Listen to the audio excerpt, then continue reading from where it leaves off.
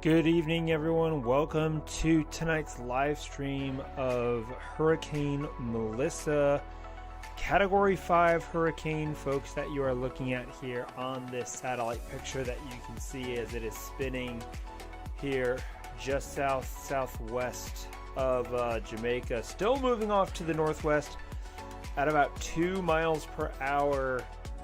But absolutely an unbelievable historic storm here that we're seeing develop as it's making its approach to Jamaica. It's expected to make that northeastward turn later this evening through tonight, and then really be coming ashore here by tomorrow. So this is definitely the way that I've kind of been thinking about this. It is basically, to me, it's almost like a version of what you would see like a Helene, but for Jamaica. And no two storms are exactly alike, obviously, but this one here, just with the intense flooding rains, the mountainous terrain, the storm surge that we're going to see with this is definitely going to be one for the record books. Already having been the strongest hurricane, lowest pressure this late in the hurricane season. Pressure got down to 906 millibars earlier on this storm.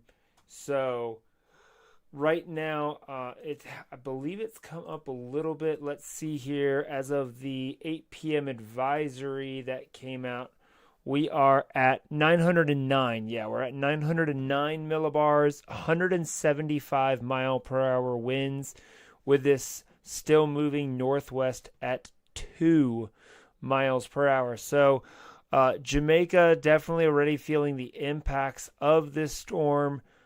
We can see just a perfectly symmetrical eye right here with this storm. And we're going to see this begin to take that northeastward turn here, probably fairly shortly as we get into the overnight hours tonight through the day tomorrow. So tomorrow's going to be an absolutely devastating day, unfortunately, is what it's looking like for Jamaica. Rob, great to have you here on the live stream with us. Thanks for tuning in. Those of you watching at home, be sure to subscribe to our channel and post it to your Facebook page, share it on your Twitter page, get the word out there as we kind of take a look here at the latest from Melissa. So again, if you're just joining us, this is the live satellite view of Hurricane Melissa, Category 5, 175 mile per hour sustained winds. Earlier today, the hurricane hunters actually went out to investigate Melissa, and they actually ended up having to basically they actually had to suspend their mission because of the extreme turbulence that they were experiencing.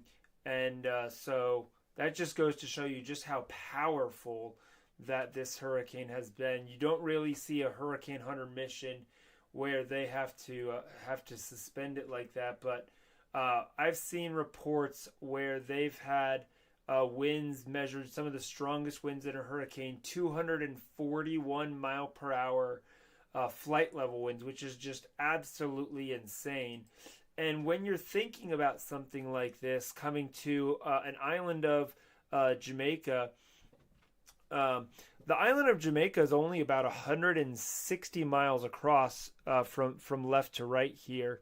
And so, I mean, it's not a huge island here. And this is going to be making impacts all across the entire island. Now, obviously, with it having gotten a little bit further west than initially forecast, it does look better as far as the wind impacts for the eastern half of the island, but it's still going to be in the front right quadrant of Hurricane Melissa. So definitely going to be very, very impactful there. And yeah, we have seen another, Rob, you mentioned that in the live chat there. We have seen another eye wall replacement in the last 48 hours. And that has, I mean, it is a perfectly symmetrical eye. Just absolutely, when I'm looking at the satellite picture, you can even see the warm core, those bright reds and green colors here, surrounded by those cold, high cloud tops. Look at the fanning structure of it here on the northern side, and even down here on the southern side, and your trailing tail coming in. Just absolutely remarkable system that we're looking at. So, Jamaica, you should already be sheltering in place. You do not need to be venturing out tonight, as this is going to be coming ashore through likely early tomorrow morning. Is kind of what we're thinking. I'm just surprised. This thing's basically, obviously slowed down to a crawl here, and we're down to, just 2 miles per hour. And by tomorrow afternoon, it should be over land. The center of the storm should be over land. I think it's going to be making landfall late tomorrow morning, early afternoon, probably around 11 a.m. Eastern time, maybe. Sometime in that time frame is kind of what I'm currently thinking, assuming that it finally starts picking up in forward motion. There is a chance that we could see this stall for a few more hours, and it may make landfall more in the afternoon, which in a sense, at least it would be daylight. It's better than it making landfall at like 3 a.m. or overnight tonight. That definitely does not look like it's going to be the case. But we're going to have to see. I'm really interested to see what our 11 p.m. advisory will say as far as that motion. And if we're going to see it begin moving north-northeast at all. Rob saying, this is a textbook example of a hurricane. The eye, the inner wall, the outer bands, the feeder bands. Yeah, if you look, it really, honestly, hasn't really started moving that well-defined north. If anything, it's kind of just wobbled, almost, just kind of bumped up to the north. But it's definitely stopped that westward motion. At least in the last few hours, it's almost seemed like it's wobbled maybe slightly back south. And I'm trying to see if I can find. Let's go to Tropical Tidbits.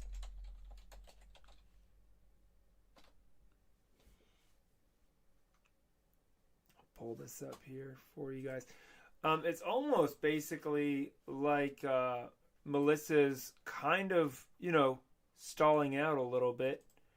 Let me see if I can get this. Tropical Tidbits is down. Oh, that's terrible. There we go. Here we go. Melissa. There you go. Okay, so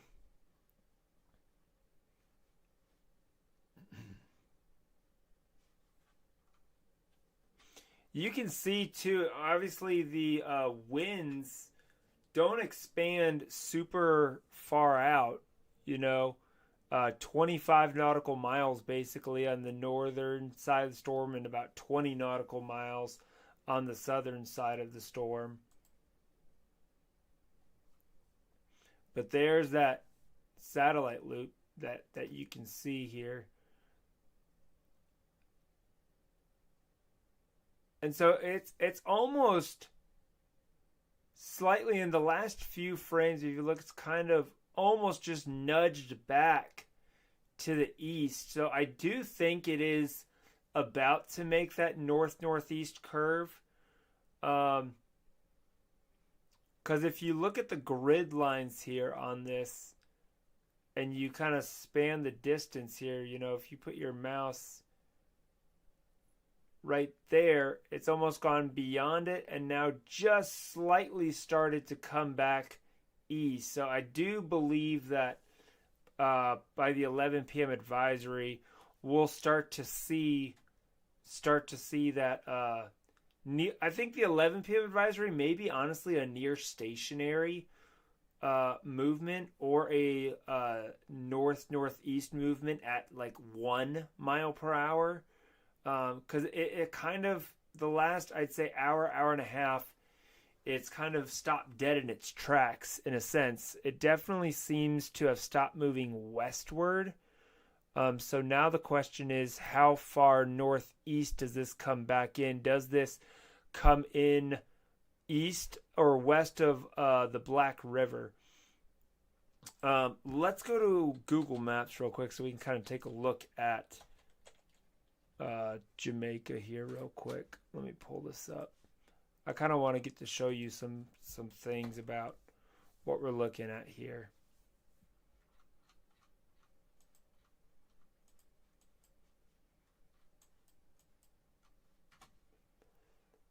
All right, so here is the island of Jamaica that you're looking at here.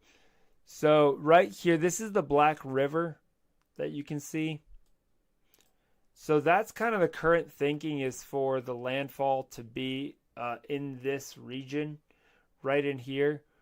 I think it could be somewhere between there and like Alligator Pond.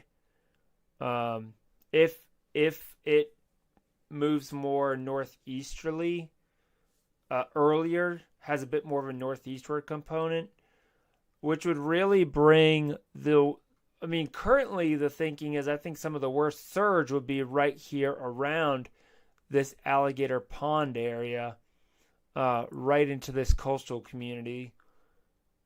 Could potentially be some of the worst surge just on the eastern side of that eye wall, potentially.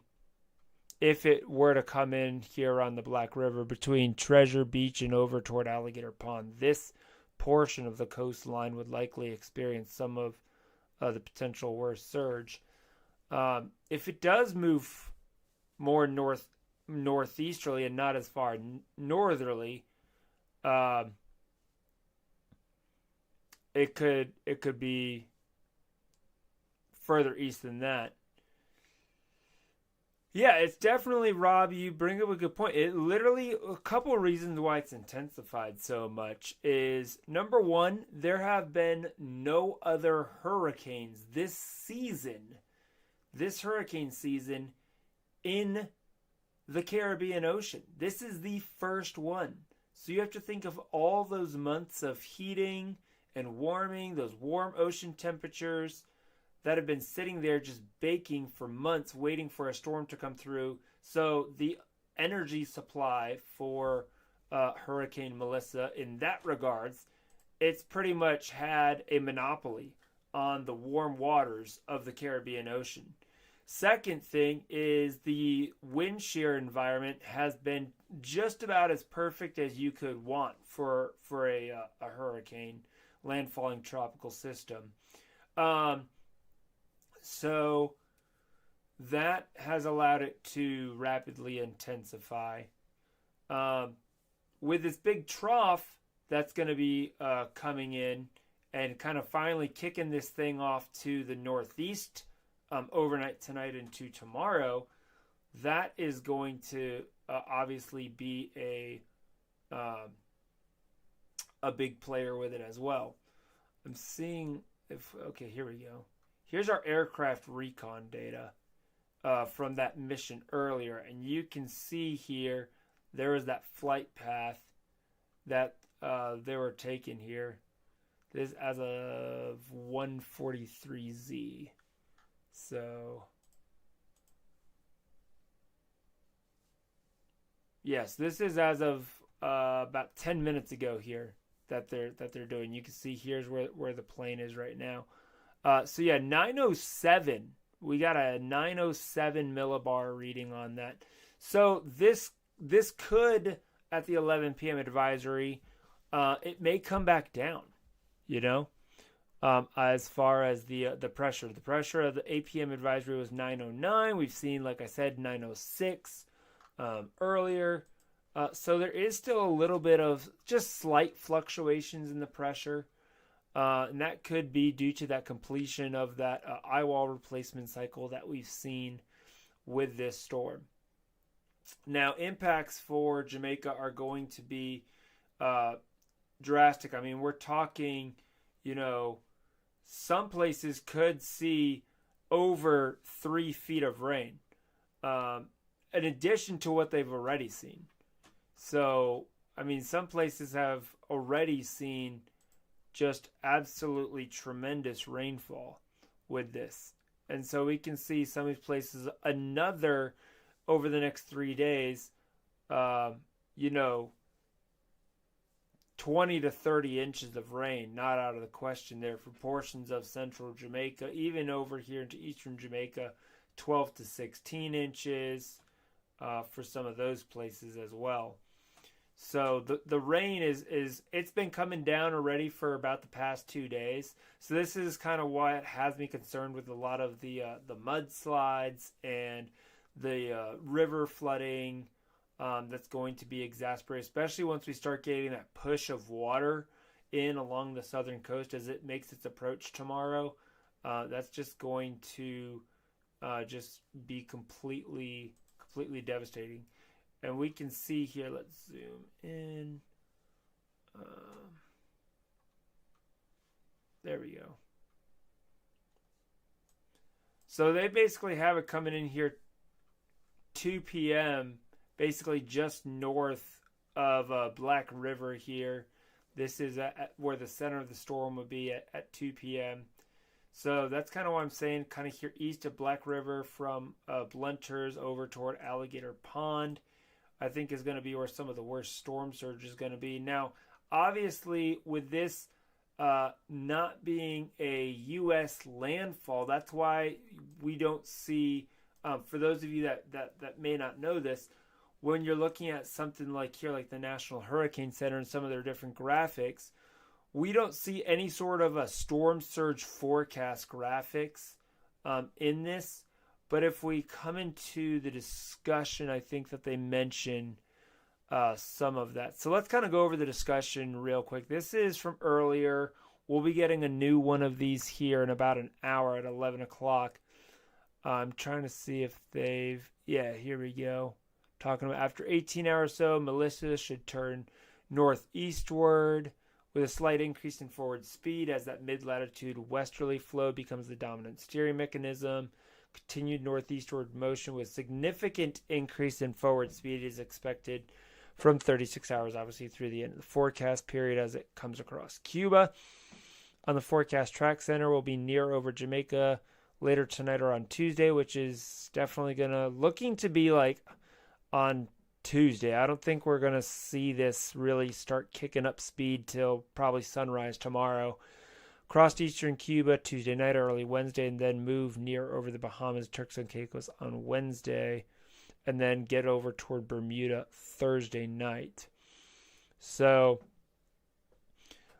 we're not expecting any significant weakening, even with another eye wall replacement cycle sometime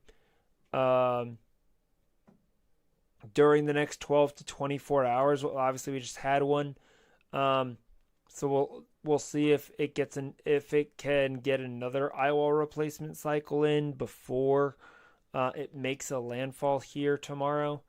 So that's going to obviously be a big question as well, because depending on the timing of any eye wall replacement cycle, that could lead to a brief period of weakening as well.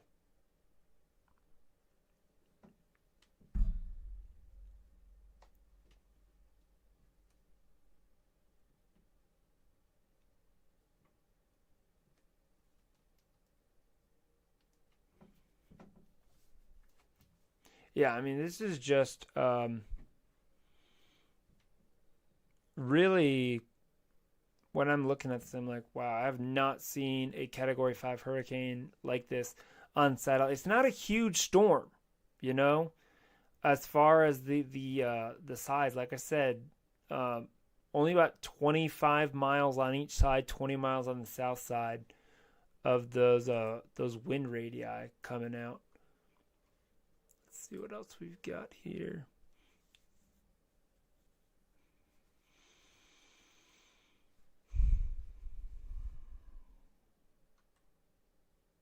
Wow. Yeah, really warm.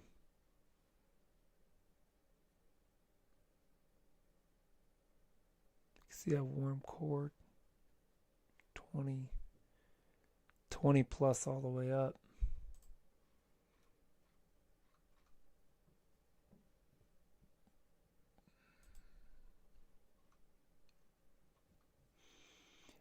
And that's basically, we can see it's very well determined, that it's going to come across Jamaica, eastern Cuba, southern Ports, Bahamas, Turks, Caicos, and there's really good agreement among the models, really over the next, 3-4 days, with that big trough that's going to be coming in. So there's not a whole lot of question about that.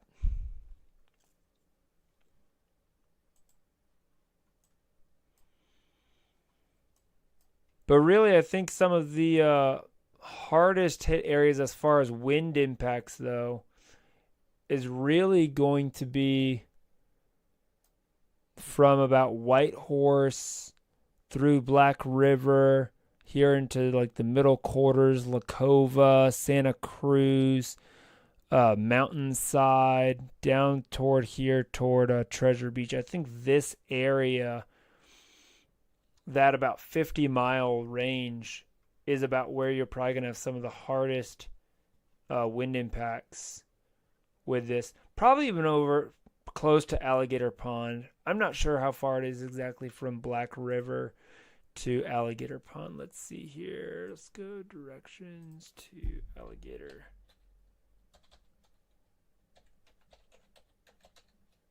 Alligator Pond. I'm curious how far that is. Well, as a crow flies, about 60 kilometers. Well, that's going. So, yeah, that's maybe not quite that far east. Probably closer here to the Treasure Beach area, if you're talking 25-mile eye wall. If it were to come in right here, at Black River area. But here's the thing. Look how mountainous this whole area is. And then you have this low-lying area here like Frenchman. And you've got this river here. This is all going to just be a flooded mess in here.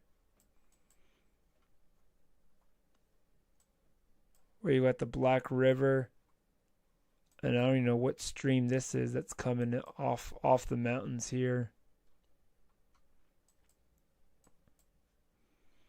And then some of these, like these floodplains here, this airstrip, that's going to be a problem.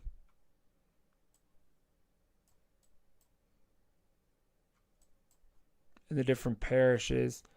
So I think St. Elizabeth Parish here in Jamaica, as far as wind impacts go, I think that's going to be one of the hardest hit parishes there in Jamaica, is going to be St. Elizabeth, based on the current track and projections. Storm surge obviously will really be all of this. We'll get storm surge impacts even over toward, here's Kingston. You can see the city. I mean, but it'll be interesting with it having gotten further west. Kingston may not even see those sustained hurricane force winds. They'll definitely get hurricane force gusts over in the Kingston area, but they may not see that extreme duration of those hurricane force winds as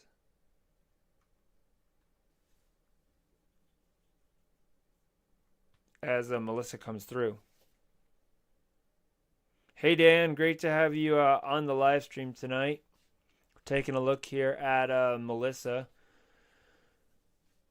which obviously is good that in a sense, none of it's good, but it's good that it got further west than it was initially anticipated to keep the eye wall potential going over Kingston down. The only way it'd really get over to Kingston is if this thing like hangs a hard right and almost tracks back east and then northeast and like crosses the island, almost where it does a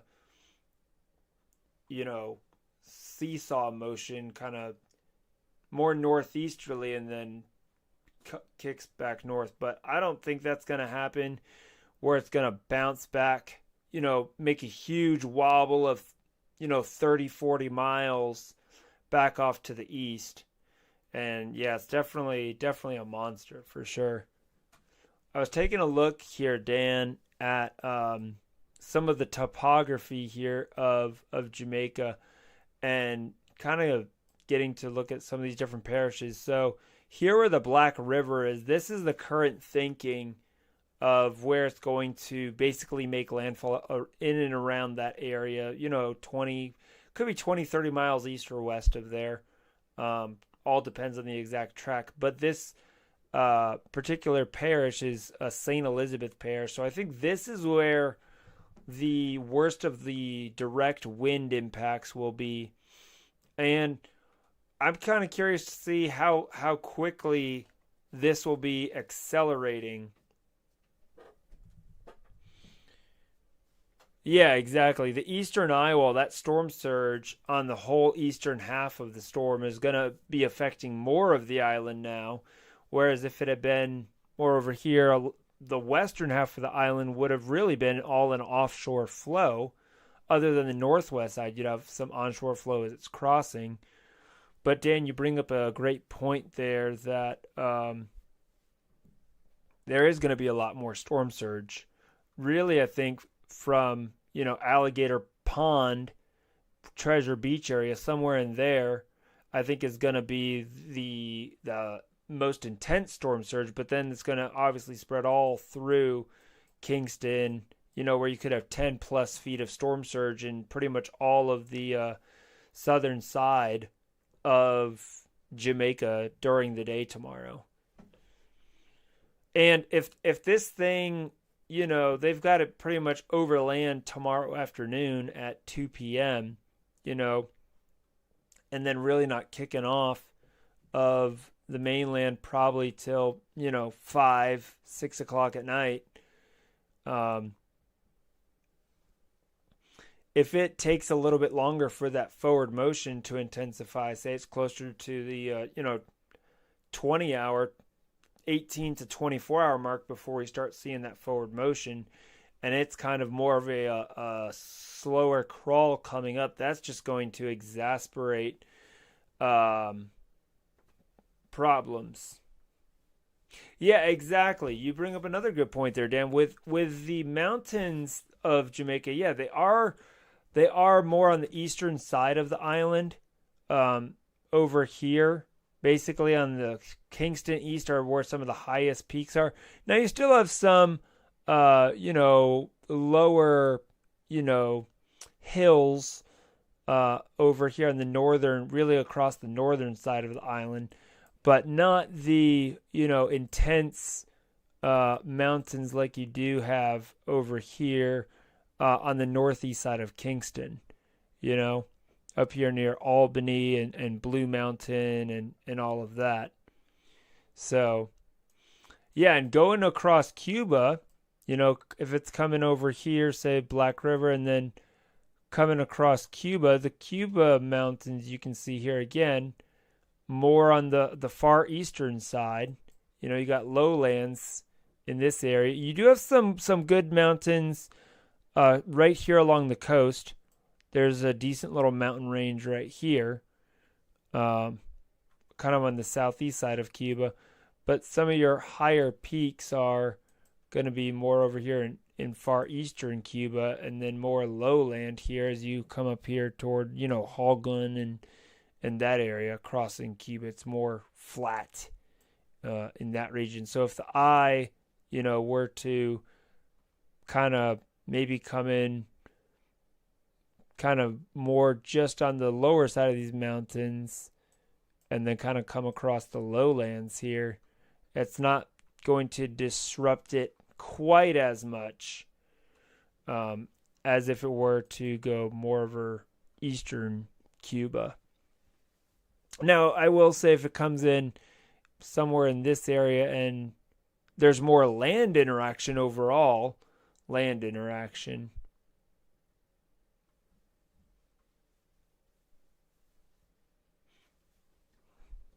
Yeah, yeah, exactly. For Jamaica, yeah, the western side of the island definitely because you have much more of the dirty side of the storm, as we know, the northeast quadrant impacting a much larger portion of this 161-mile island. You may only have, say 30, the western 30 miles or 40 miles that have lower impacts, and then the eastern 120 miles of the island just absolutely getting slammed with this thing as we go through the day tomorrow. So definitely really, really concerning. Huge humanitarian crisis, unfortunately, likely going to unfold on Jamaica there. And obviously all the airports are shut down and everything like that. I do want to... Let me pull up... I think WeatherWise had some cameras from See Jamaica. Because I was looking at some of this earlier.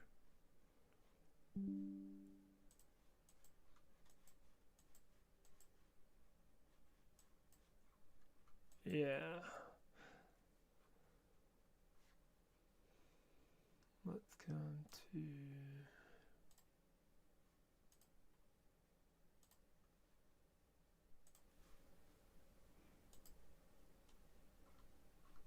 Yeah, see, we've got some cameras here. I don't know if there's... The closest one over here is Maypen. I wish they had a camera here around Black River, but they don't. There is this one over here. That's further inland near Little London. So I'm definitely going to be keeping an eye on some of these cameras tomorrow as well. Like Kingston Harbor Cam. Definitely already see, they're already getting all those tropical storm force sustained conditions even there in Kingston already. So Kingston Harbor still rocking. See what things are looking like in downtown Kingston.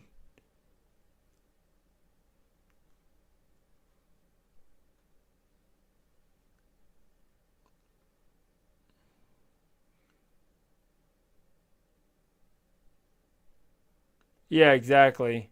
The evacuation is yeah, just not possible, not an option. Exactly. And the other thing too is the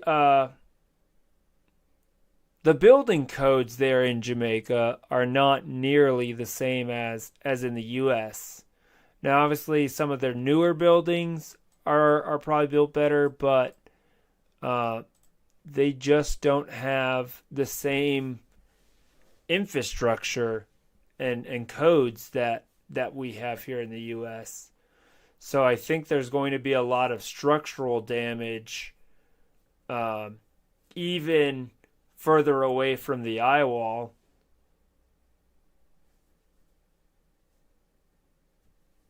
Exactly, yeah. The landslide risk, like you try and get to higher ground, you're going to have the landslide, the flooding risk. I mean, this is just going to be a true disaster. I mean, it's already coming down there, Crossroads. Let's kind of go inland a little bit. So there's a lot of different cameras, looks like. I forgot about this one here. Here's the airport, which this airport, I think it's going to get pummeled with storm surge. Being out here on this barrier island, that's just um, right near the harbor. I don't know if that's facing across. That's facing over that camera there. It looks like it's facing north, I think, back toward Barn Pen. I think that's Barn Pen, these buildings here.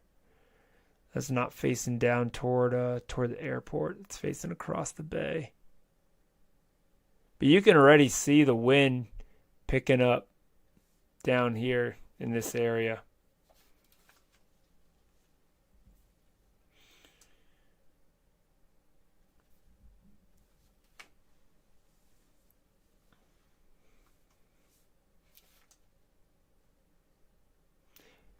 Dan, I'm not sure if either you or Rob are available, but if you guys want to hop on Discord, it'd be we could definitely hop on together.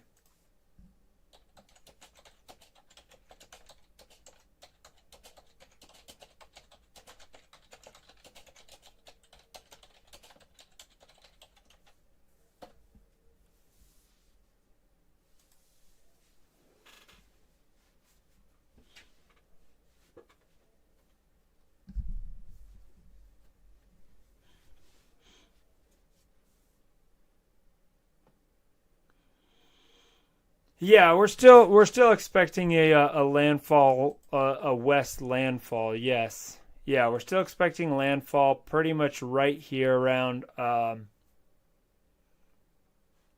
the Black River.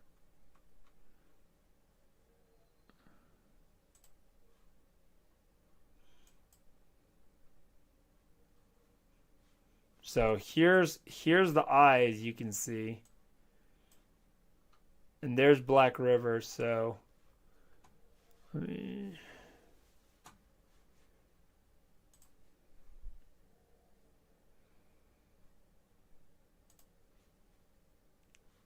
so I mean, basically, we're expecting it to kind of come right through that area. Which again, that's what I'm saying. Alligator Pond here through Treasure Beach, Blacks Bay. I think this is going to be some of the worst immediate storm surge there.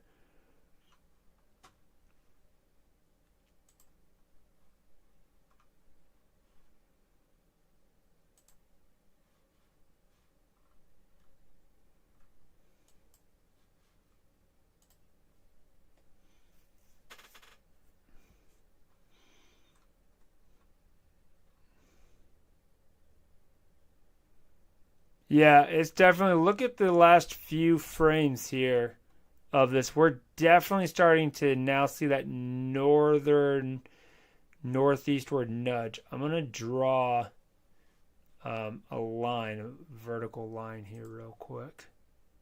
So you can see exactly what I'm talking about. That was kind of going right through.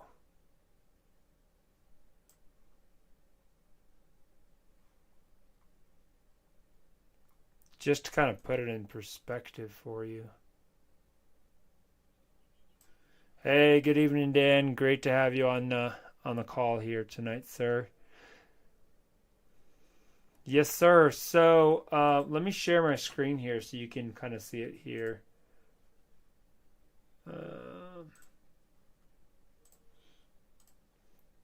so, like I was just saying, Rob was asking earlier about if we're actually starting to kind of see that northern movement, and so I kind of drew a cross sketch there, and you can really start to see.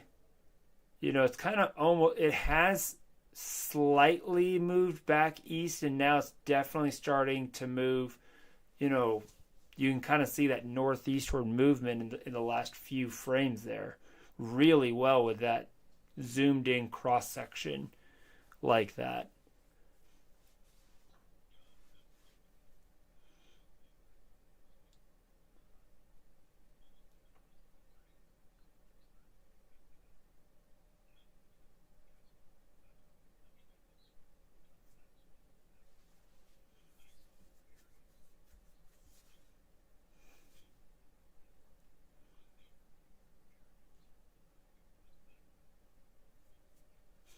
Yeah, Yeah, I agree. I think around personally, at least from what I'm seeing right now, unless we have like a massive increase in forward speed here in the next 6 hours, I'm thinking around 11 a.m., 10, 11 a.m. Landfall. But it could be later, it could be a little earlier. I don't think it's going to be an overnight landfall, which is the good news. I do think it'll be after sunrise. Um, so even if it's as early as 7 a.m., um, that's definitely a possibility. But I'm hoping it's a post sunrise landfall and not.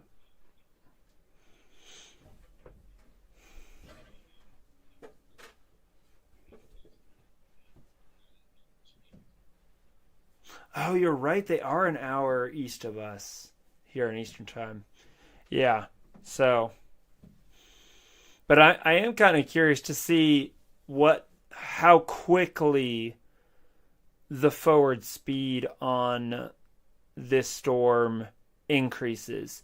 Is it moving across Jamaica at, 8 miles per hour, or is it moving across Jamaica at 15 miles per hour? Like that's going to make such a huge difference as far as impacts go um, across Jamaica tomorrow. You know,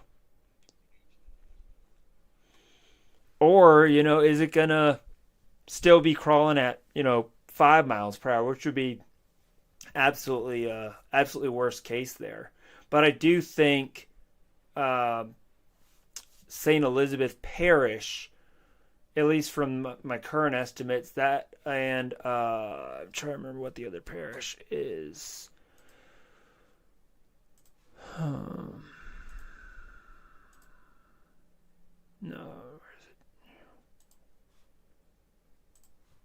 St. Elizabeth, and what's this one? Manchester. I think those two parishes there in Louisiana will be the hardest impacted overall with the wind damage. I think that will be, yeah, yeah, yeah. We're definitely talking Jamaica here for sure.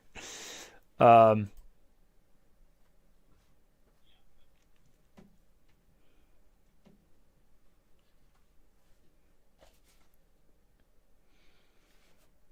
but this is definitely haven't seen, you know, Jamaica hasn't taken a direct hit from a Category 5 hurricane in, I don't think, ever. I know they've had, yeah.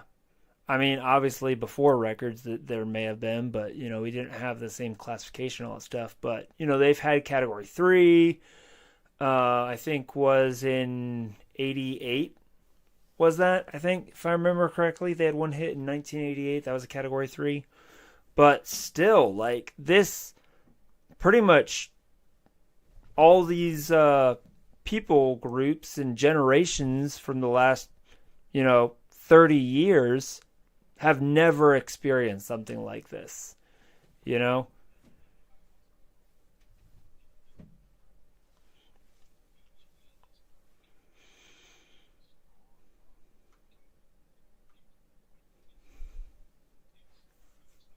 westward, yeah, yeah, exactly.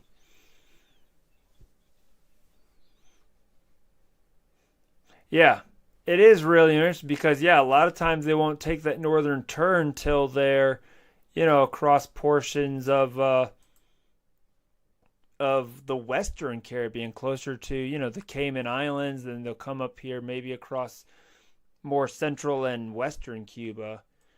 But it is really interesting just because of that huge trough that we have that's digging in here across the southeastern United States. That's brought us all of our rain that we had here today. Um, that's kind of basically provided that buffer for the United States, and now kick in Melissa off to the north here. That's oh yeah, yeah. This is a huge save.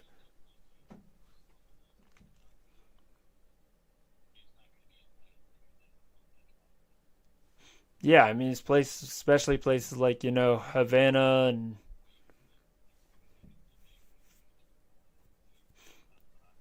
yeah, and the forward speed is going to be increasing as it's going across Cuba. So, yeah, like it has been pretty much all day today. Just,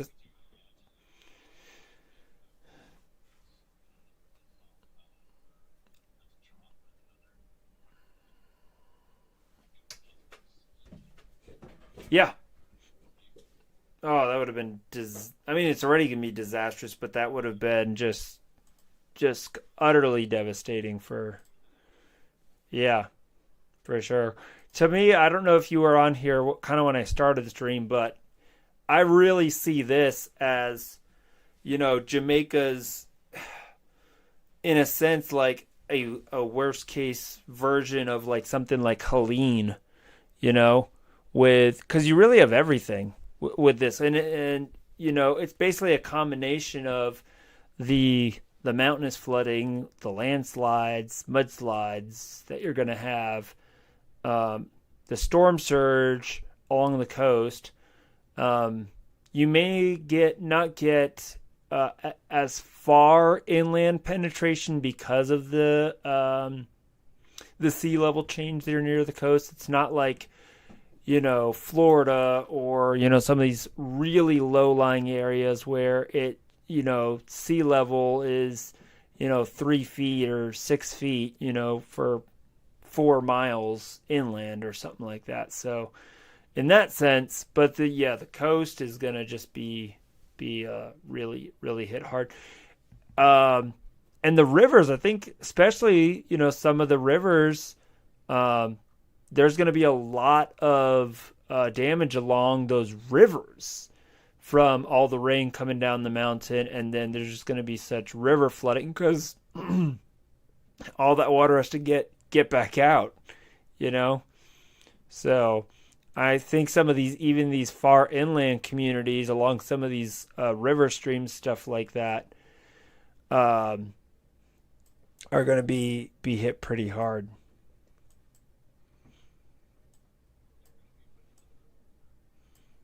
Yeah, and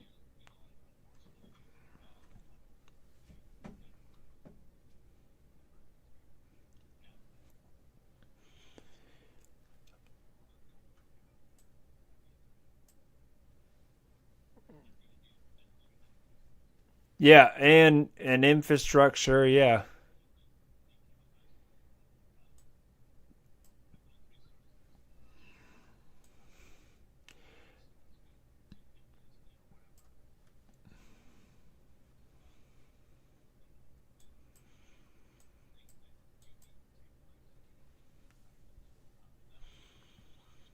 yeah, and getting aid in there post storm, I think is going to be really tricky depending on the damage to the airport because like I was saying earlier, with their main airport here, kind of out on this barrier island basically. That yeah, yeah, I mean it's going to be really hard to get any serious cargo here into the country, and then even if you were, what are these conditions of these roads going to be like? Going out from the airport.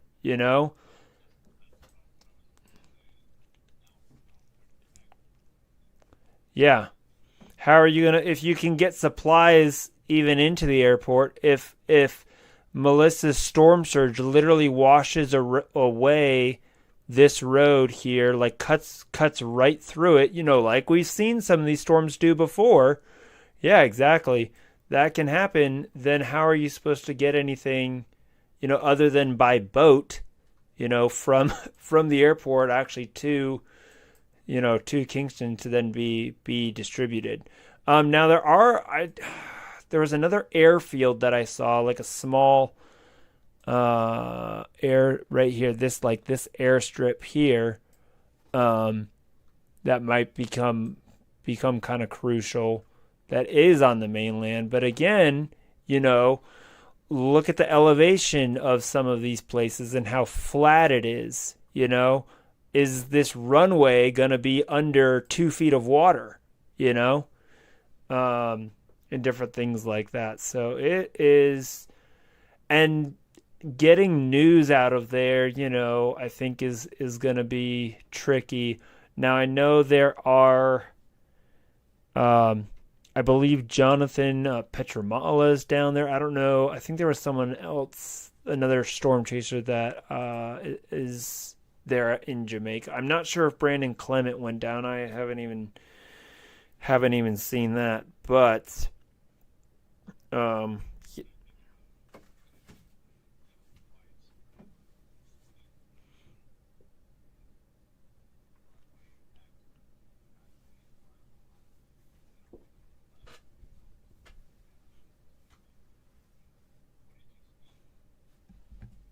yeah,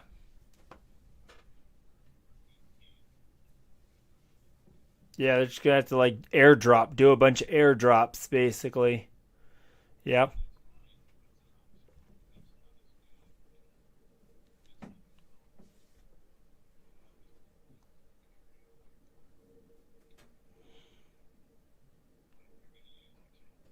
Yeah.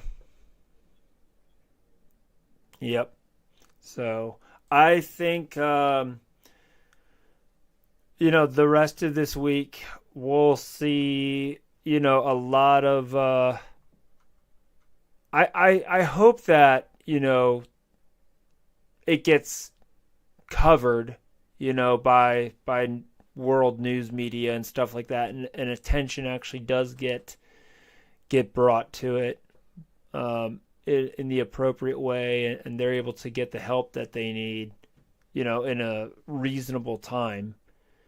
Um, but it is interesting too, real quick, the that when I'm looking at even some of these intensity guidance, obviously you have the drop in intensity as it comes across, you know, Jamaica.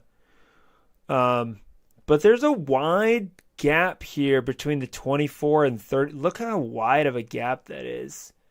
You know, some of it have it coming down to a Cat 1, and some of them still have it at a Cat 5. You know, there are these outliers that basically keep it as a Cat 5 pretty much through the next 24 to 36 hours.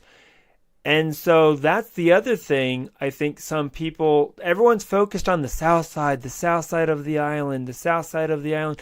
Well, if this is still a Category 5 through and through the entire time across Jamaica, then you're going to have, once it crosses the island here, and it's sitting here on the northern side of the island, guess what's going to happen here to Montego Bay?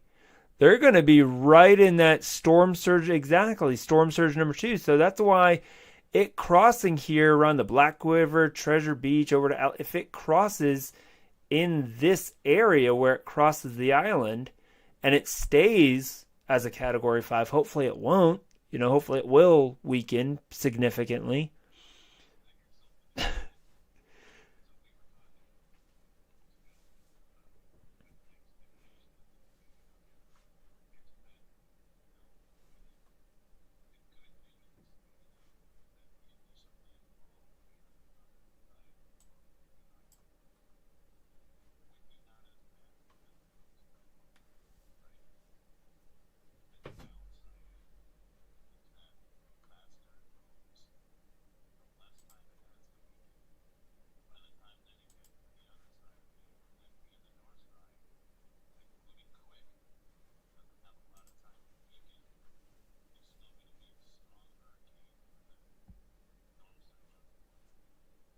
Yeah, exactly.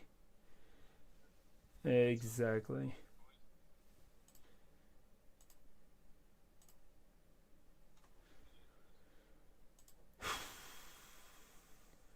Yeah. It's going to be a long day tomorrow, so we'll definitely be covering it tomorrow afternoon and tomorrow evening, I'm sure. Hearing all the reports coming out of there.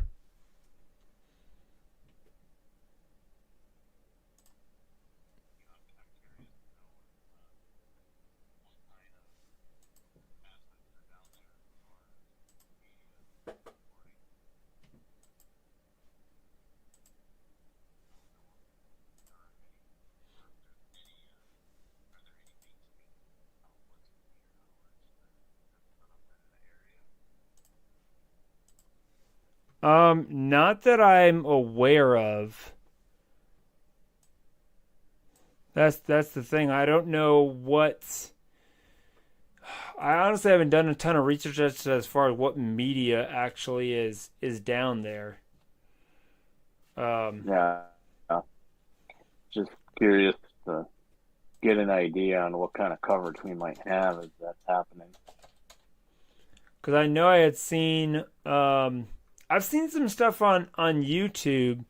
Um, obviously there's see Jamaica, and then Jamaica. Fox Weather had some of the Jamaican, not Fox Weather. It was actually, um, I think it was Live Now from Fox was covering one of the press conferences from Jamaica's government earlier today. Okay. Um, so I did see that they were talking about.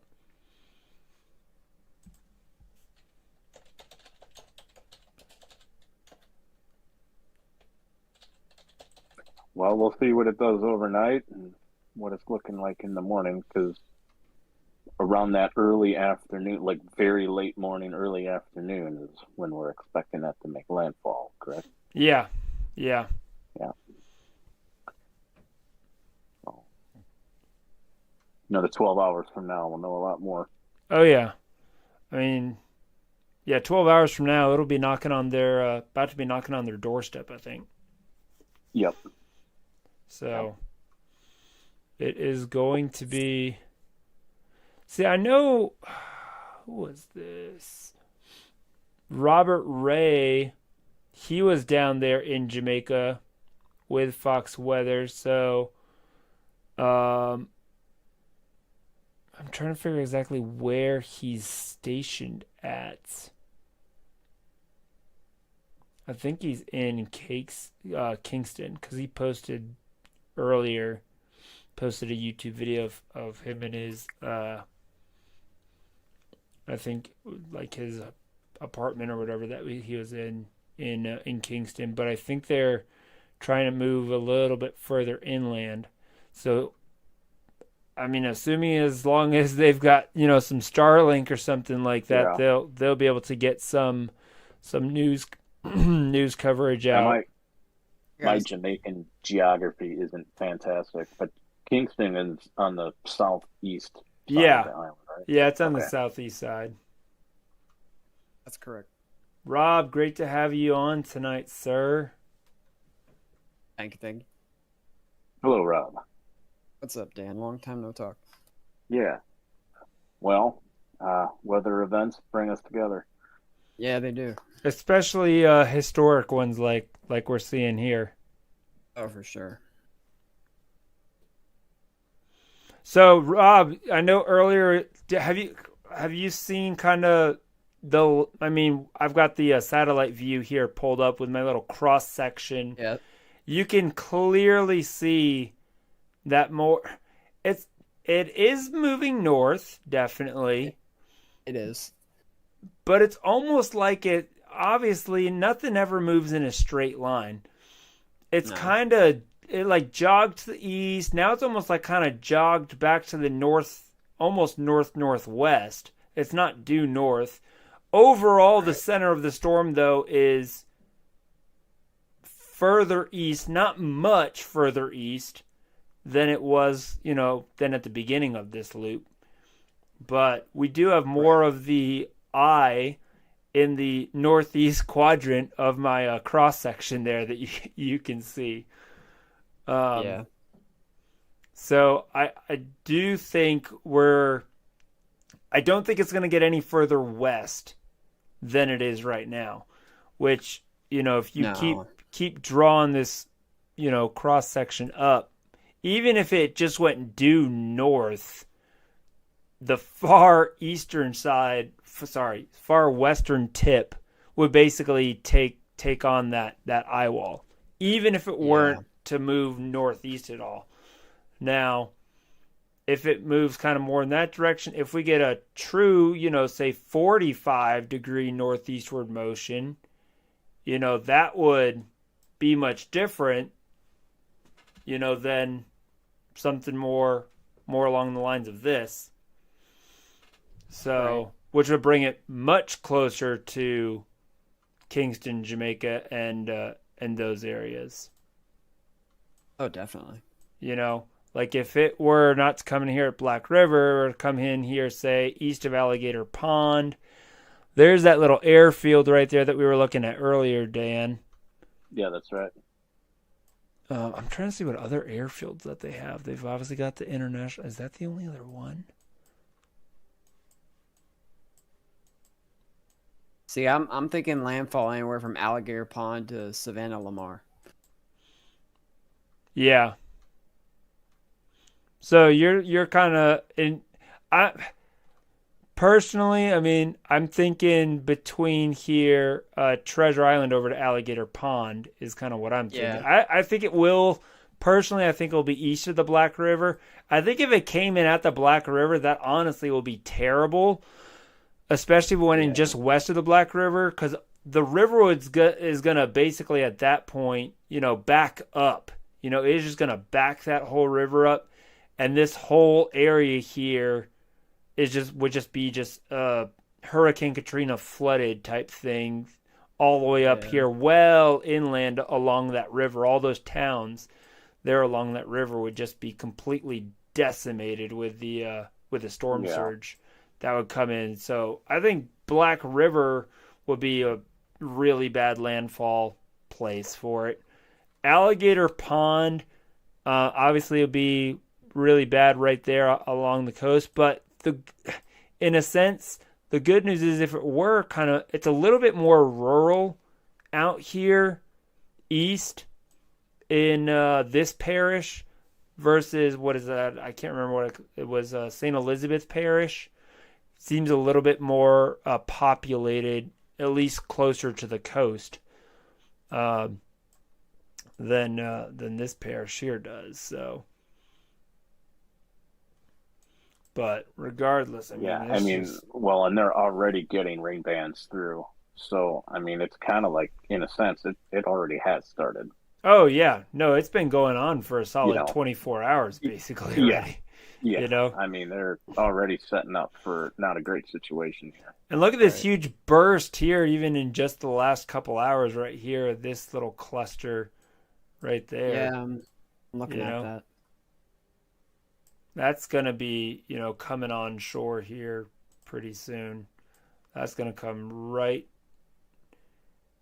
probably right around maybe just west of Kingston up toward the Spanish Town areas where that heavy burst of convections. And you may have covered this before I came on, but has there been any tornadoes out in front of this here yet? I mean, that's a good question. There, unfortunately, I don't have radar from Jamaica. I wish we did, but at least weather-wise and radar scope, we don't. I don't have any Jamaican radar. I think, or just of any reports of them or anything. I haven't seen any. I haven't seen anything on Twitter or anything like that. Okay. Yeah, yet. Doesn't mean that there hasn't been. Yeah. I just can't confirm that there have. So okay. Right. Yeah.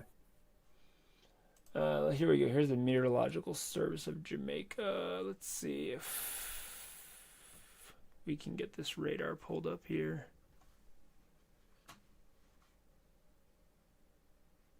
Because that would be kind of helpful.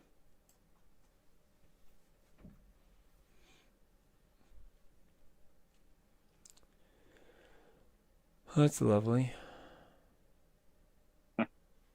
This is their Met Service.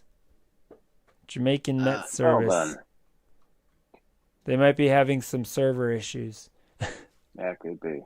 And so it begins. Well, it is what it is. Yeah. So, not the great. That's kind of in a sense. In that sense, I feel kind of blind. I don't really have Right. a good, solid, reliable. There's really not a good, solid, reliable radar source that we have to like track this with. At least in the public, I'm sure. Obviously some of these news stations have direct access and stuff like that. Like you see Fox Weather and those type of people that actually have access to their radar, stuff like that. But I'll have to do some research on it, see if there's another site out there or something like that has a actual Jamaican radar.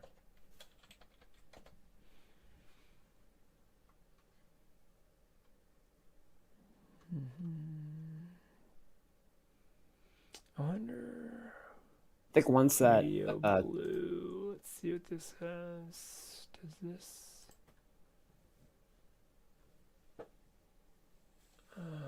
Windy. Not really.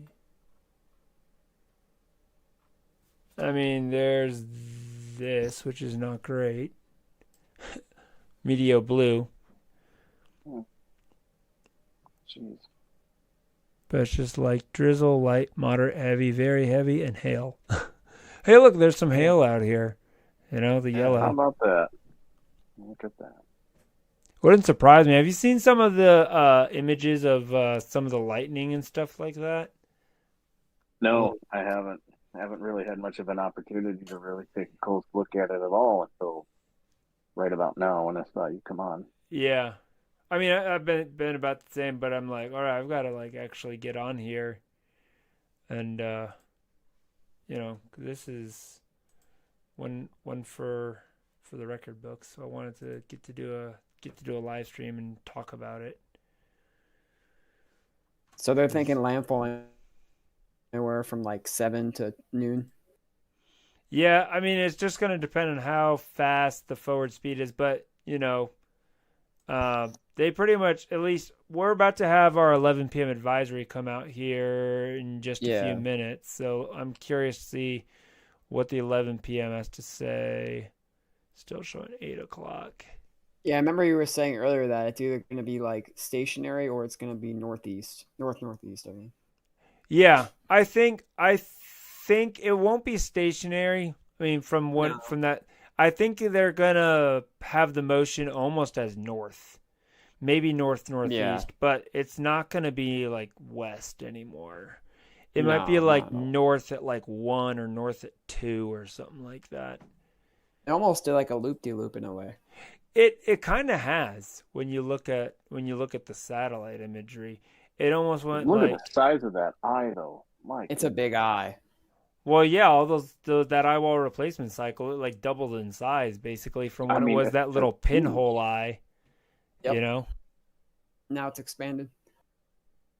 Yeah. Do you have a distance tracker on there? I'm wondering if I do. I don't think I do have that.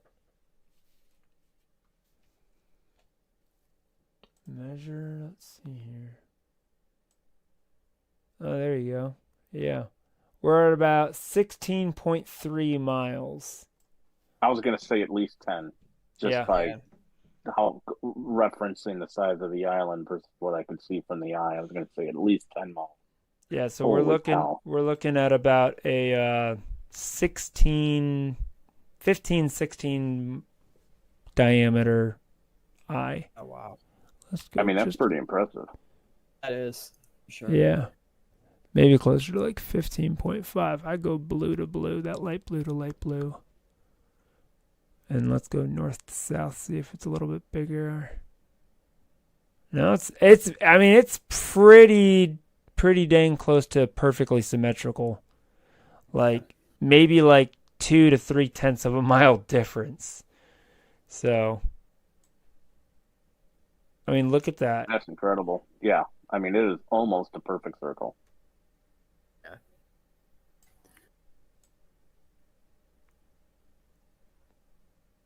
Yeah, that's just insane. You factor in margin of error for the radar return, that could be almost a perfect circle. Yeah. For sure.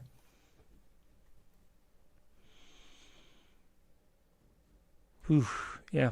So 15 miles.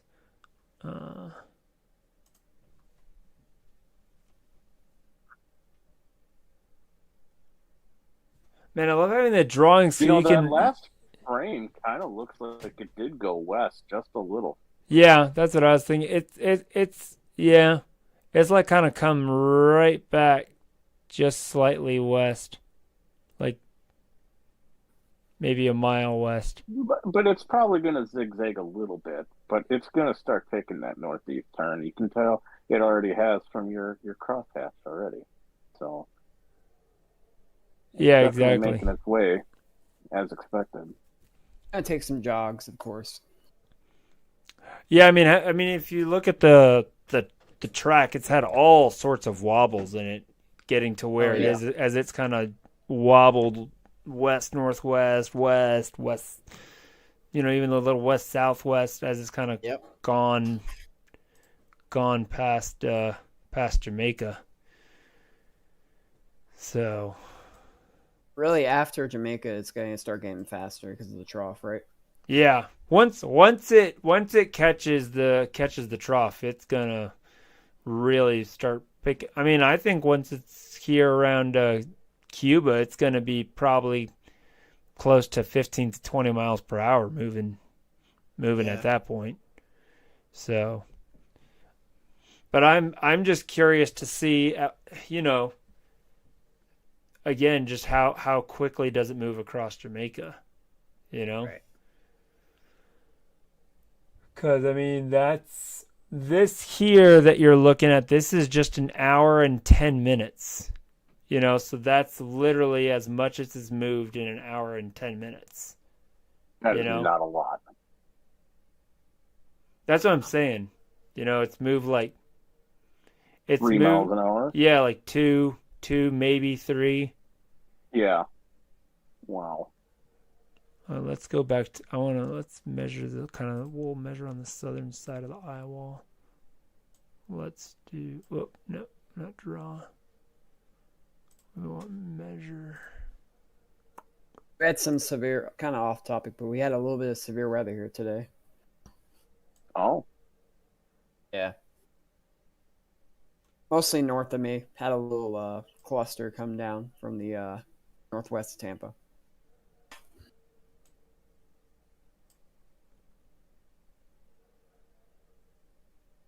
Right, Joey? You saw the picture. Oh, yeah, I did see that, yeah. I didn't. Wow. Yeah, it might be closer to 3 miles an hour now. Yeah, it's definitely below 5, that's for sure. Yeah, I mean, that's 3.9 miles in an hour and 15 minutes, basically. Maybe a little under, it's probably closer, because that was... Yeah, there's some math involved, but it's approximately 3 Yeah. miles an hour. Yeah. Yeah, but still, like, it's crawling. It's Yep. crawling. Let's see if we've got our 11 p.m. update yet. It's Should be right about 10:55. I know, that's what I'm thinking. I'm like, come on, NHC. Give it to us. Give us that 11 p.m. update. That's what we're here for. Come on, NHC. So right now it's at 5, right? 175.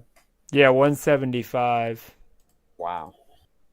And what does it need to be? 160, 165? 157 Oh, is 157. yeah, 157 is category 5.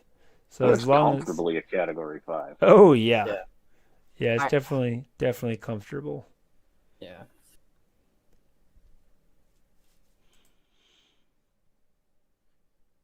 Can't remember if I'd seen one that was 180. Wilma, back That's in the right. day. Yep. That was a while ago. Yeah, that was 2005. Now, not to put you on the spot, but and maybe that answers the question, but what is the strongest hurricane to ever make landfall? Do you know?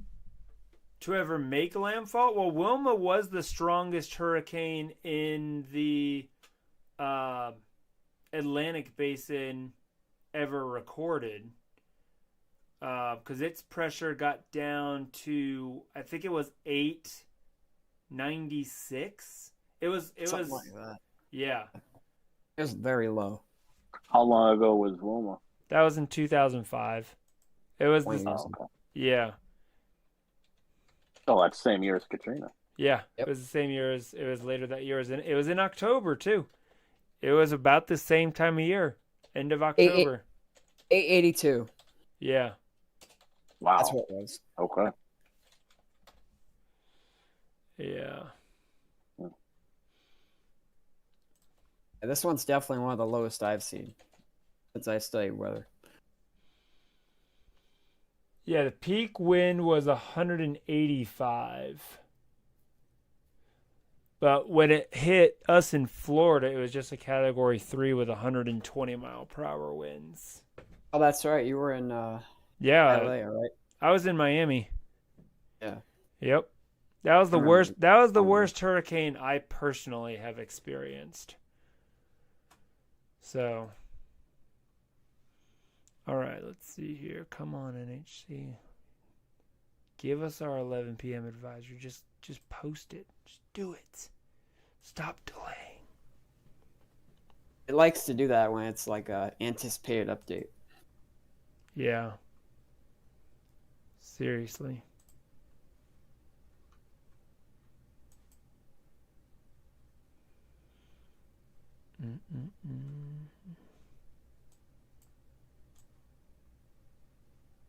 I mean, that's just like that's having like a constant like EF3 just Right. sitting there. Yeah, just sitting there. Exactly. Exactly. That's a great comparison. Actually, 175, I think, will be EF4. If I remember correctly. If it were to hit at 175. I think that's EF4.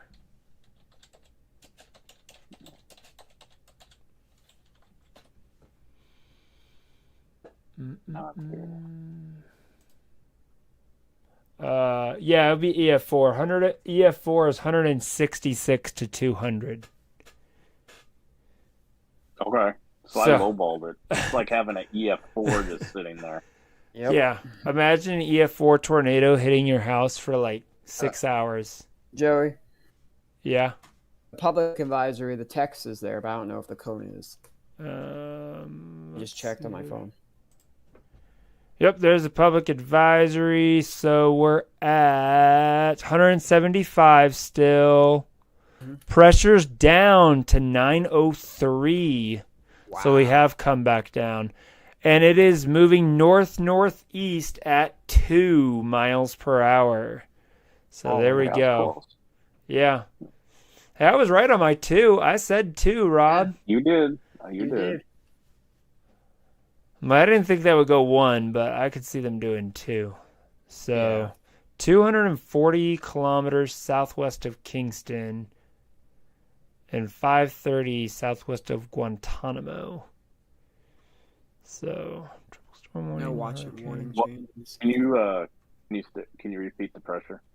Pressure is at 903 millibars. So it Okay. dropped. It was I 90. was wondering if it was Nine. going to get below 900. Yeah. Close, but still above 900. It still could. Yeah, it still could. It definitely still could.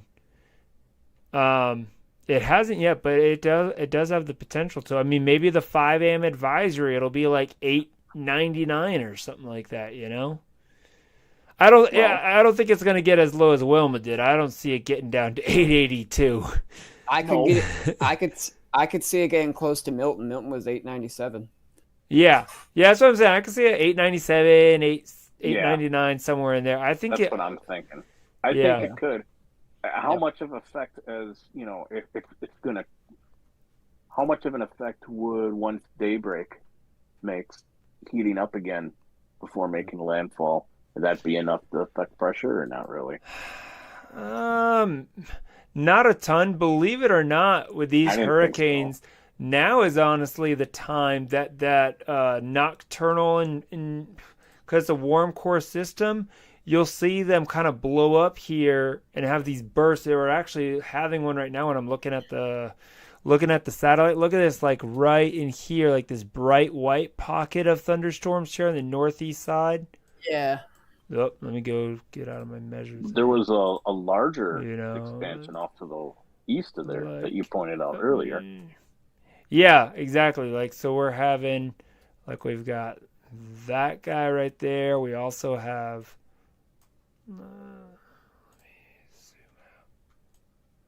we also have, you know, these thunderstorms here that are developing. Yep. You know, this whole thing. Now, is that enough to impact anything What? The cone is out. as far as with the overall strength of the hurricane? Are those kind of like This could eventually kind key of factors? Or well, elements when that you would have impact? these intense thunderstorms trying to develop, if it kind of wraps around the eye, that could lead to, you know, another eye wall, like maybe an eye wall replacement cycle trying to happen again. And that has been a question: is are we going to see this try and do one more eye wall replacement cycle between now and landfall in the next, you know, 12 to 18 hours? It's possible that it tries to do that. Now, obviously, when you have an eye wall replacement cycle, that can lead to a brief period of weakening before it re-intensifies. So seeing this burst of convection here and now this small burst of convection here on the northeast side, you know, if we get that to continue to develop and begin wrapping around the eye, that could potentially lead to it trying to do one more eye wall replacement cycle. But the question is, how quickly is all that take place? Is it even possible before it gets up to Jamaica tomorrow? You know? Mm-hmm. So, but I mean, based on looking at this, it is still, in a sense, I can see why why they lowered the pressure from 909 down to 903. It is in a strengthening phase this last hour and a half. You know, it's still kind of in that strengthening phase. So that's why we could see 5 a.m. advisory, you know, whatever happens with this overnight. Does it get sub 900? Do we have this big burst of convection and another eye wall replacement cycle take place early tomorrow morning, you know, before it gets to land? So let's zoom out here again, kind of get a broader view. Yeah, when you zoom out like that and you put it into perspective, I mean, that gray area surrounding the eye is bigger than the island. Yeah. I mean, it's just in massive. It is.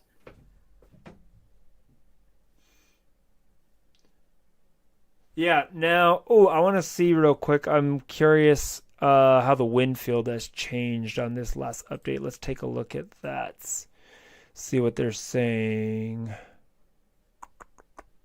All right, so at 11 p.m., center of Hurricane Melissa, moving toward the north-northeast near 2 miles per hour, turn toward the northeast with an increase in forward speed is expected on Tuesday, followed by a faster northeastward motion on Wednesday and Thursday. On the forecast track, the cone of Melissa is expected to move near or over Jamaica on Tuesday, across southeastern Cuba Wednesday morning, and across southeastern central Bahamas later on Wednesday. Maximum sustained winds 175, higher gusts, category 5 on the Saffir hurricane wind scale. Some fluctuations in intensity are likely before it makes landfall. However, Melissa expected to reach Jamaica and southeastern Cuba as an extremely powerful major hurricane and will still be at hurricane strength when it moves across southeastern Bahamas. Here we go. So hurricane force winds extend outward up to 30 miles from the center. So it went up from 25 to 30. It was 25 on the last update, so it's gone out 5 more miles, 903. So let's come back here to this guy. And we're going to stop the loop there real quick. And just so you get an idea here of how far out 30 miles is, we're looking about there.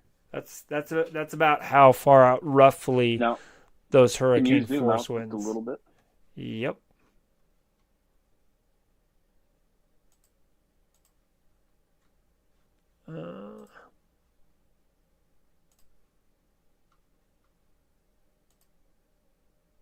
Well, let me zoom out.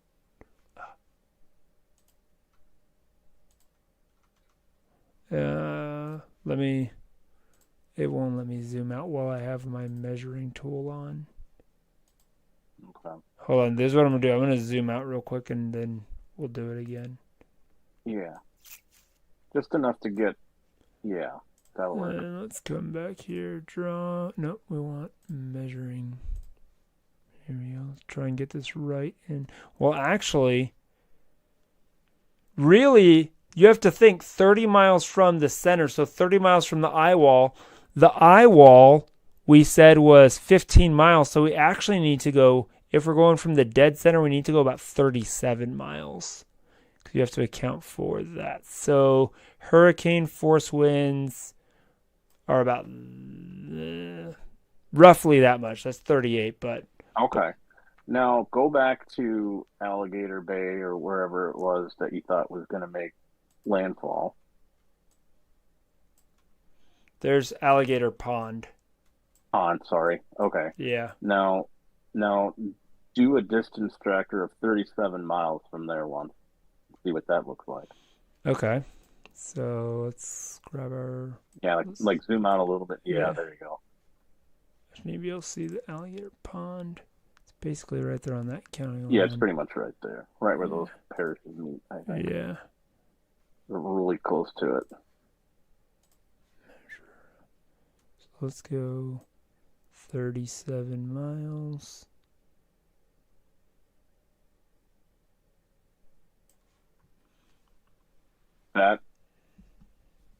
That's a is your huge wind. swath. Yeah, that's As your it makes landfall. that's your hurricane wind swath. If it comes right in there.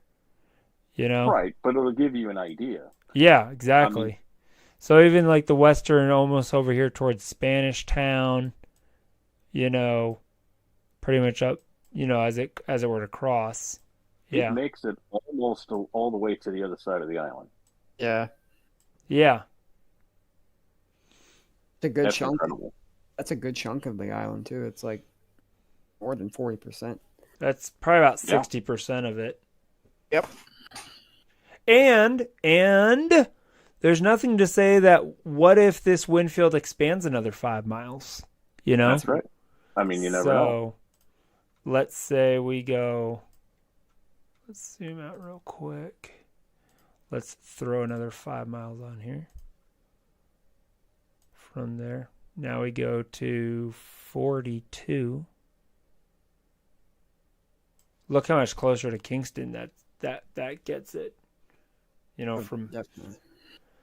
Now, I'm thinking landfall might be a little further west, but I mean, that's certainly in play.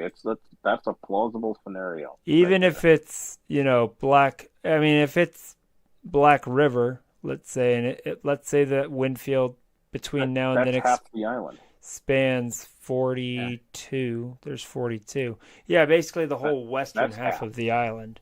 Yeah, exactly.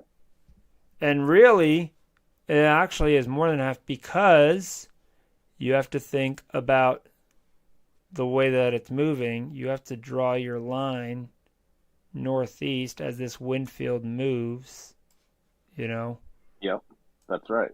It doesn't just sit there. Yeah, So pretty much this whole area here also would be affected by, if it were to come in at Black River. So that's right. would be sustained hurricane force winds. Well, then giving that, go back to Alligator Bay or Pond. Alligator Pond. Yeah. Sorry, Alligator Pond. Let's go measure. And now do that again. And how close does your line come to Kingston? 42. right there. Draw at that point, you draw a line. Basically goes, There you go. yeah, right. That's my point. Right, it would go like right through it as it's coming across. Yeah. Exactly. So you can see the difference Definitely. that the point of landfall is going to make for Kingston's, especially as it comes to wind impact specifically. Well, and they're on the eastern end. Yeah. Or very much well likely. Yeah. And that's going to be your storm surge side. Exactly, yeah. Yeah, because, I mean, the closer you are to the I'd say within that 25, 30 miles within the eye wall, that's where your worst storm surge is going to be. Really, the catastrophic storm surge, you're probably more like the 5 to 10, maybe 15 miles out. So not quite, the full 40. Okay. But, because you have, friction and stuff like that you have to account for. And, but still, regardless, big difference between, Black River and Alligator Pond. Yeah. So if this thing, does really take that from where it's at now, if it takes, 45, I wish there was like a little protractor on here, it kind of does, that type of a number across Jamaica. Oh, that's 40 degrees, 41, 42, 43, 44, 45. That's 45-degree angle. So that's due northeast. Right. So yeah, I where think does it's going to be west of there? Yeah, based on what I was seeing. Yeah, that would be if it went at an exact 45-degree angle. I think it'll be more Black River. Yeah, I think it'll be more. Let's see. Let's come back to my. It'd have to take like a big turn right now to get over there. Yeah. Like in the next 2 hours, if it doesn't turn more northeast, then it's probably gonna be west of there. I mean, if it goes 30 degrees, if it goes at When a I was looking at it, 30-degree angle, that's more like what I was thinking. Yeah. That way. Yeah. Yeah, that's like a 30-degree angle. So that's a solid northeast movement, 30 degrees, which has it come in pretty much halfway, basically right around Treasure Island or whatever it's called. What am I blanking on? Treasure Beach right there. Yep. So right, this little Great Bay, man. Mm-hmm. I'm not all up on Jamaica. Is Montego Bay their second most populous city? Yeah, it is. Okay. Which and we were talking about that before, Rob. I don't know if you were on at that point, but it's going to make a second storm surge as it makes its way through. I mean, it's still going to be probably a Category 4. Yeah. They're lucky a Category 3 by the time it reaches the northern shore. You're going to have a backside of that storm surge too. I don't know the topography of Jamaica. I know there's some mountains, but I don't know exactly where. So let me show you, Rob. We were looking at this earlier. Google Maps More to the east. For the win. The majority of the higher mountains, are here on the eastern 25% of the mountain, the island, we'll say. These are where your highest mountains are. The blue mountains, those are your big mountains. You do have some smaller, I would say more hills, smaller mountains here, kind of on the northern side of the island, and then a few smaller ones here on the far western side. This here is kind of your more, rolling hills, lowlands, kind of in the center of the island. And then there's the Black River. And this is what I was talking with Dan about earlier. See this river here that comes in, depending on, how water gets.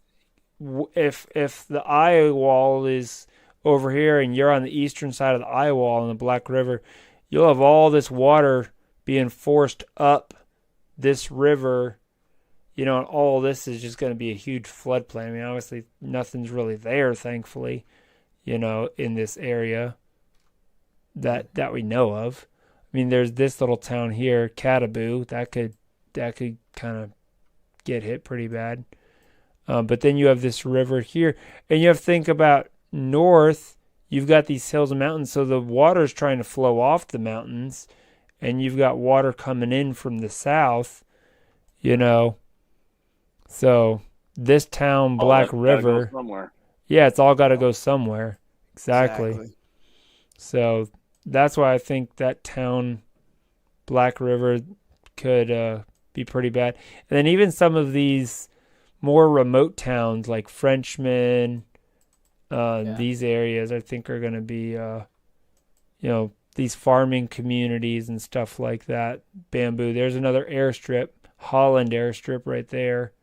It's literally just like a farming airstrip. It's not even like paved, So it's gonna be a rough go about it for him. But back to talking about Montego Bay, if we've got, it's come across, we'll say, let me clear that, and let's come back to our drawing. Let's say we've got, here we go. So let's say the eye has come across, and basically we've got our eye right here, and our bad for Montego Bay. Larger hurricane, Yeah, exactly. At that point, Montego Bay, you've got that clear onshore flow coming in on the western side here of the hurricane. If your eye's just coming offshore, and you are, let's say your eye's basically there.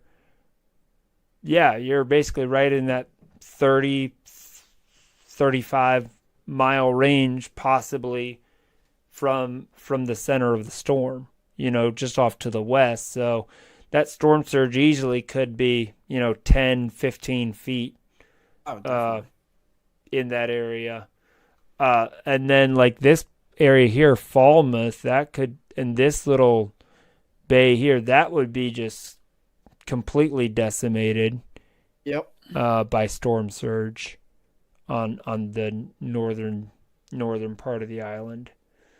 So the only part of the island really that's not going to be affected by storm surge in a drastic way probably is going to be really the northeast side of the island. Yeah. Because there's never really going to be a period of time where you're going to have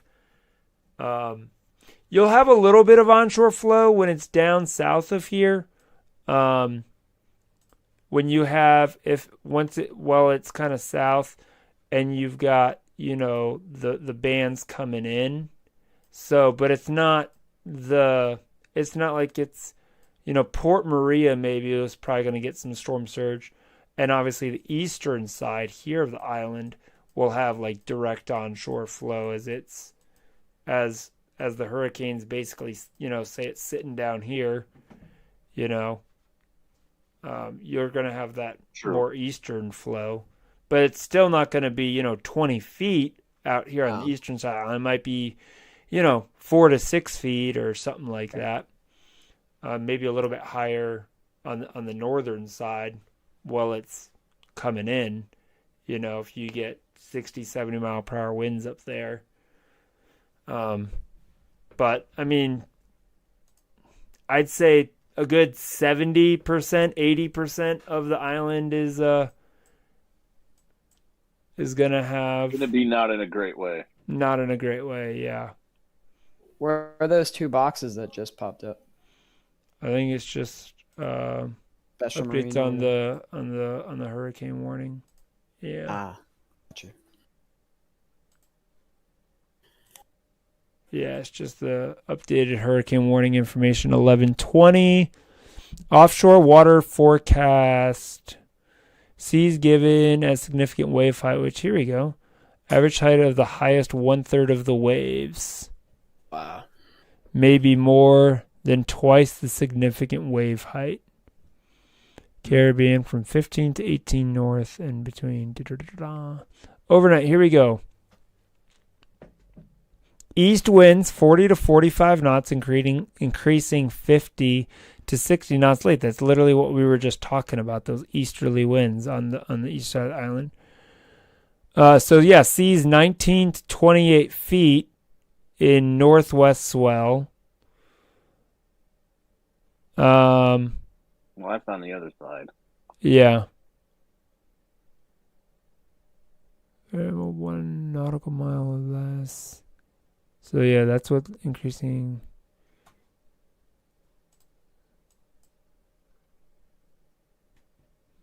Yeah. So that's still. I mean, is that what they were talking about for like Montego Bay being on the northwest?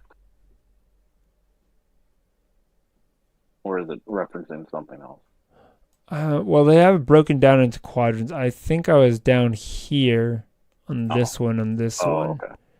Because the one for Montego Bay is this guy right here, which is, where do I see it? 14 to 22 feet in the east to southeast swell, numerous showers. Yeah. 12 to 18 feet, scattered showers. Oh, that's overnight. And then Tuesday, this is tomorrow, 14 to 22 foot. So it goes up. 12. So it's at 12 to 18 overnight, and then 14 to 22 by tomorrow. Wow. Yeah, that would be. I mean, that's your wave height. That's not necessarily a storm surge, but that's on top of whatever the storm surge is. You know. Yeah, that's a very good point. Yeah. So even if you have, let's say, a 6-foot storm surge and you got 22-foot waves, you got 30 feet of water. Like, that's what I'm saying. Places like this little town here, Falmouth, that's gonna just be underwater. Could be under 10 feet of water right there on the coast. This little beach, Charlotte Street and all that. I don't know what the elevation is, but yeah, like these places here on the coast are going to have some serious problems tomorrow afternoon. Yeah.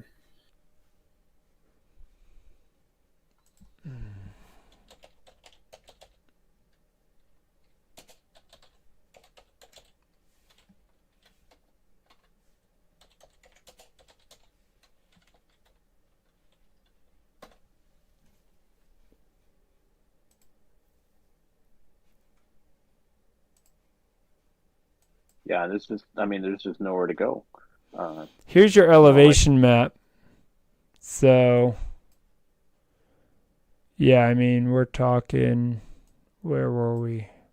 Falmouth. Sure, a lot of people in Kingston have gone east.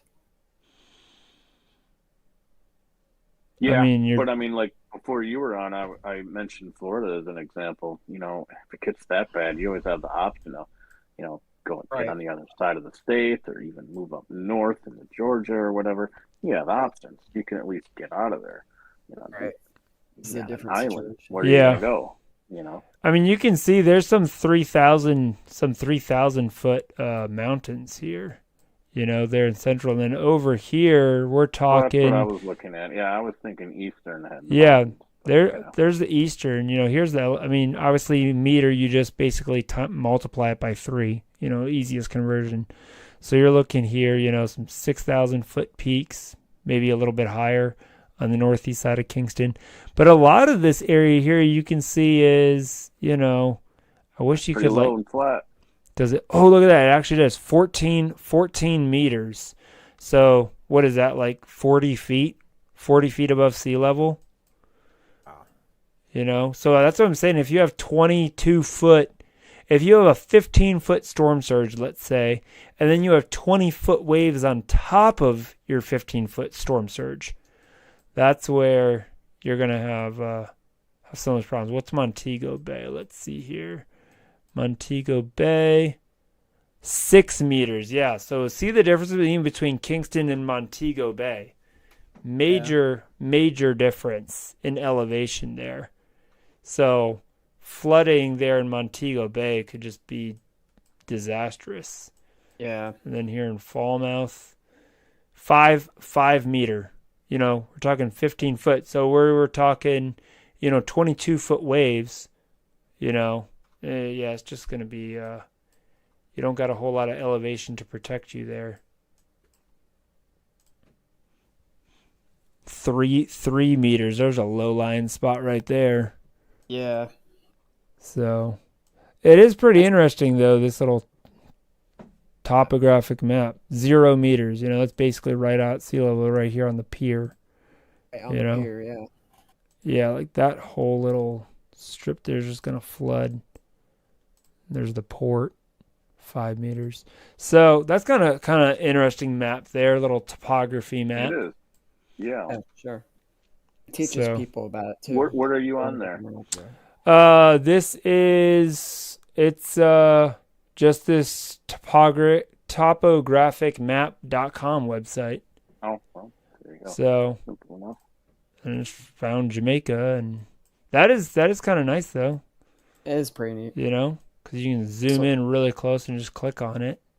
It's a resource. Yeah, exactly. Especially when you're talking, storm surge and wave heights and stuff like that.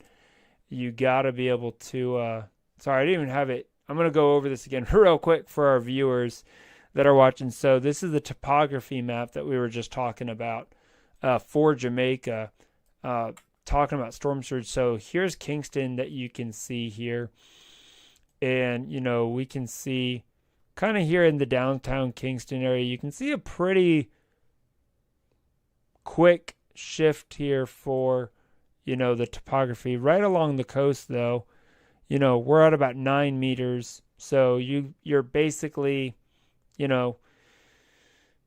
just under 30 feet above sea level. So if you've got a 15-foot storm surge coming in, let's say to Kingston, or 12 foot even, and then you've got 20 feet wave action on top of the storm surge, you're going to have waves breaking basically right here along the coast and causing coastal flooding right there along some of these coastal streets and stuff like that. So coastal flooding is going to be a huge problem regardless. And then as it passes and the eye is on the northern side of Jamaica, places like Montego Bay, when you have your storm surge coming in, we've got some places that are only 3 meter elevation. So we're talking 9 foot elevation.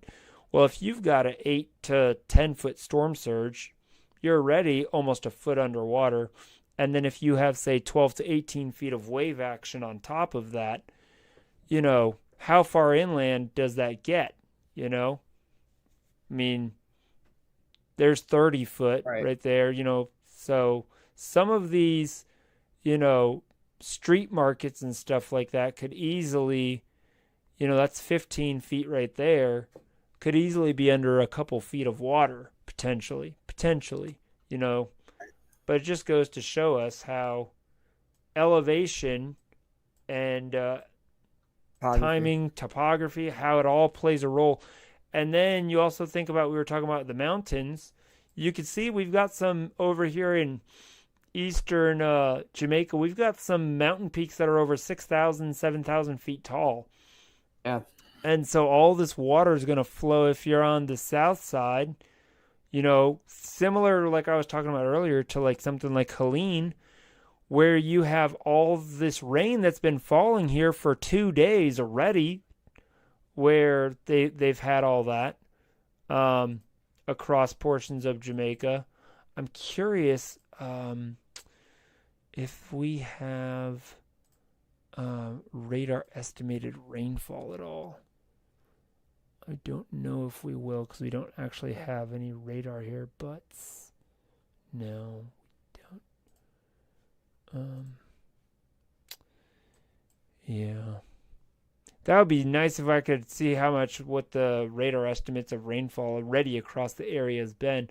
But basically, the point being, they've already probably had maybe 4 to 6 inches of rain there, possibly even maybe some higher totals in some places, especially across the mountains.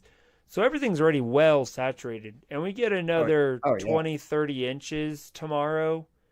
As this system, especially if it's moving slow, it's just going to be like wringing out a sponge on the mountains here. So the Blue and John Crow, Mountain National Park area here, all that water's got to go somewhere, So that's the thing. All these little towns and stuff like that, and villages and things. It's gonna be bad. I mean, what's the population of Jamaica? Isn't it like 2-3 million, something like that? I think. It is 2.8 million. Yep. Yeah. So. Yeah, it's gonna be rough. Decent amount of people. Yeah, decent amount of people. For sure.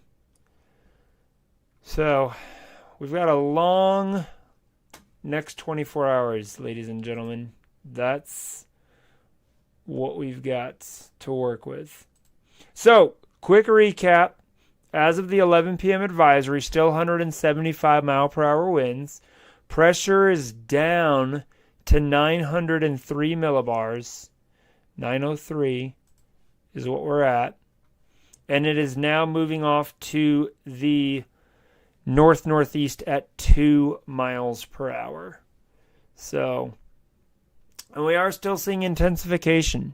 We're seeing these high cloud top features, even here just in the last hour or two, wrapping around these bursts of convection here in the core of the storm. And this here, that's now already this intense convection coming ashore here on the south side of Jamaica, So, I mean, you can already see some of these rivers here. That's the Flat Bridge there. Yep. These rivers are going to be flooding pretty quick in these areas here around Spanish Town and down around Kingston. So it is not looking good. Not looking good there. That's the important thing, is that because of the magnitude of the storm and the rain bands, it won't take very much at all. Yeah. I'm curious how quickly they're gonna lose power tomorrow morning. I mean, there's the harbor there. It's rocking over there. We're already losing our video signal a little bit, looks like. There at the Kingston Harbor. So, But yeah, we'll definitely be doing another live stream tomorrow afternoon, tomorrow evening, tracking this as it moves through. But definitely need to be praying for him. You can even see, just look at the overall size, real quick, of just the storm even in just the last hour. How, it's just gotten outside of the circle. Look at the gray area expansion outside of the circle that I've drawn, especially on the northern side here. Just how it's just getting bigger. The overall core of the storm is just enlarging, Lots of convection everywhere in that inner wall. Yeah, I mean, that's 56-mile radius, so 110, 120, almost 120-mile diameter across. Yep. So it's going to be a rough one. But Dan, Rob, thanks for joining me tonight on the live stream. Great having you guys on, and we will definitely plan on doing another one tomorrow. Tracking Hurricane Melissa. Yep. The next 12 hours or so is going to be very important on where exactly that landfall is going to be. It will be in somewhere in Jamaica, and we will find out where. Yes, sir. We most certainly will. So, praying for everyone have there. a good evening, everyone. Thanks for Good one, joining guys. us on our live stream, guys, and we will catch you guys right back here tomorrow afternoon, evening. We'll let you know. So be sure to subscribe to our YouTube channel. Have that bell notification so you get notified when we go live, and we'll look forward to seeing you tomorrow. Stay safe out there, everyone.